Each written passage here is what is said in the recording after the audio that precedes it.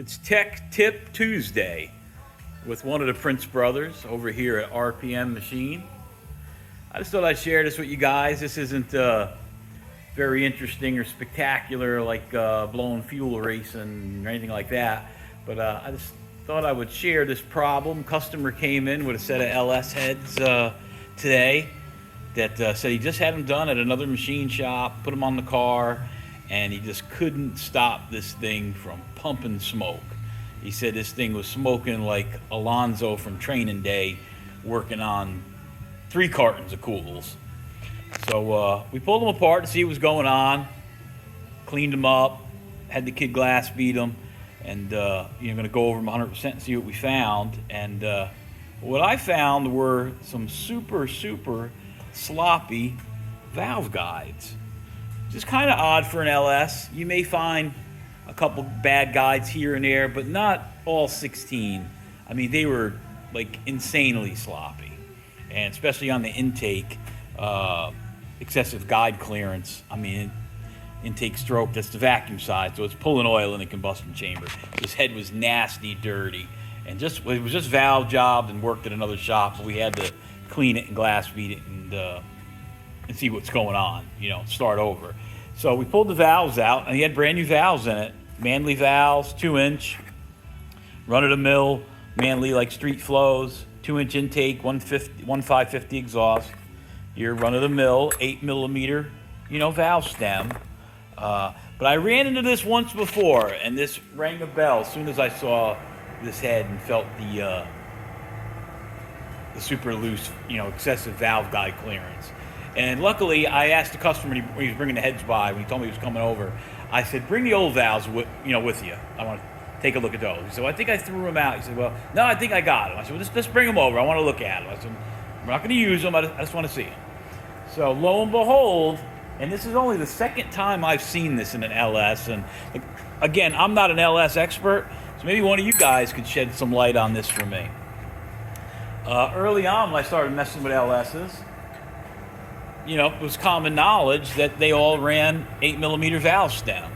Your small block Chevy, which was normally 11/32, decimal, that's 343. 8mm, 313.5, 314. Well, this is the second set of 823 5.3 LS heads that had an oversized valve stem in it, and not by much. 319. So that's 5 thousandths larger than your factory 8mm valve. And so what the Brand X shop did was pull his old valves out, ordered him some brand new Manly 8mm, popped them in, and I don't know how the assembler over there must be either have no feeling in his hand because, it was just quite obvious it was very loose, but I don't know. We're not going to get into all that. But anyway, I told him we're going to do valve guides in the head. And he said, well, the last shop told me the valve guides were in good shape. Well, when you take his old 319 diameter valves and check them in the guide, yeah, they're nice. You take his brand new 8mm valves, they're sloppy as hell. So I said, you got a choice. You can put your old valves back in and we can cut those, or we can put some new guides in. He said, well, I don't put new valves in, of course. I said, all right then. So we're going to put some guides in. So that's what we're doing today.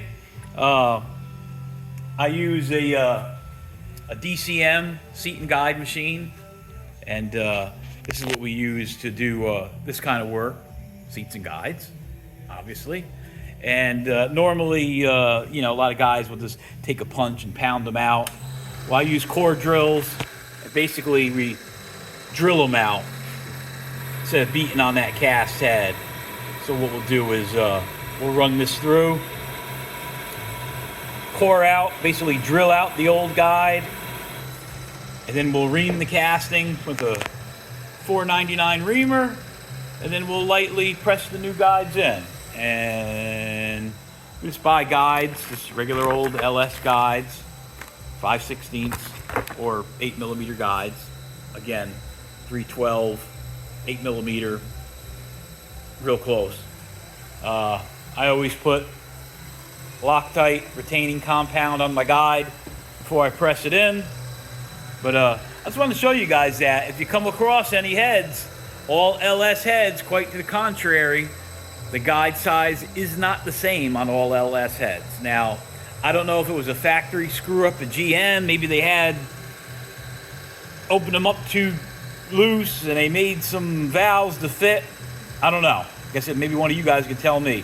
But this is the second set of 823s that came in. And you can see the witness mark here where the keeper side is still 8mm, but the ground side, the centerless ground side for the actual valve stem, Mike's 319.